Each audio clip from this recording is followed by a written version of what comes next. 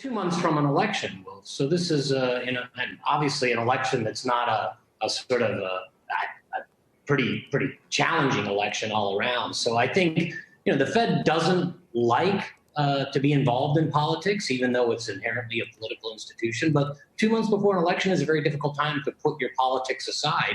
And every one of these presidents or governors are political appointees of some sort, or they come through a political process. The president's less than governors. So you just have to expect that there's going to be some thought to politics. And that was the point of the recent piece we put out for our Jefferies clients, which was to say, hey, why do something really big and crazy or aggressive right before the election? It doesn't really make a lot of sense politically. That's how I see it.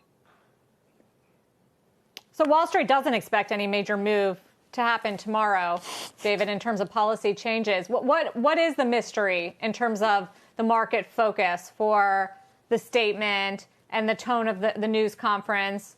What's the question?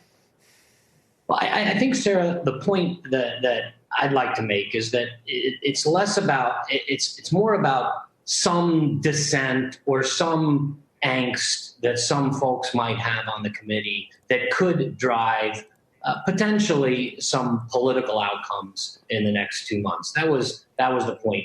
And it really keyed off of the article that Bill Dudley put out just over 1 year ago, which talked about how the Fed, in his mind, had this obligation to think about the election and think about what it could do to influence the election. So what I'm trying to get at is that I think underlying an SEP forecast or projection from a president or a governor, underlying a decision about forward guidance on the balance sheet or rates, is going to be some political viewpoint. And these are pretty powerful political viewpoints 2 months before an election. So if there are any folks that kind of lean toward that Bill Dudley style of thinking, we could see maybe a little bit more of some angst or some differences of opinion that maybe people aren't thinking about at this meeting. And that's kind of what I wanted to highlight for some of our clients, or all of our clients. David, there's been a lot of focus on the dollar's apparent weakness in recent months. What do you make of that? Well, we had the piece called The Death of the Dollar. The death of the dollar has been around for many decades. People have been calling for it in the 90s, the 2000s, the 2010s, and we start off this decade sort of in the same camp. It really just isn't happening, in my opinion. It hasn't happened. It's the same crowd that predicts these sort of hyperinflationary events and the balance sheet running out of control and the Fed losing credibility and everybody deciding to save and pay their bills in RMB.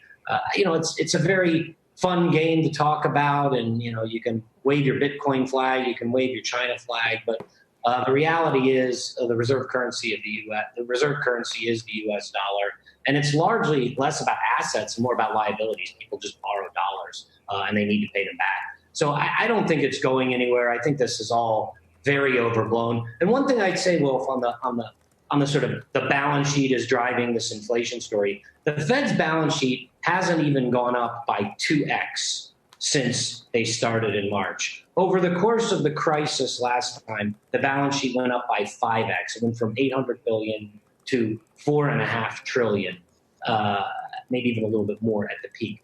So we're doubling, barely not even doubling the balance sheet, and everybody's already freaking out about the balance sheet being an inflationary driver.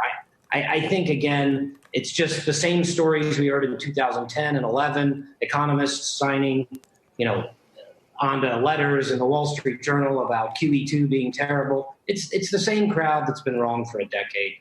I don't expect them to be right anytime soon on their demise of the dollar story.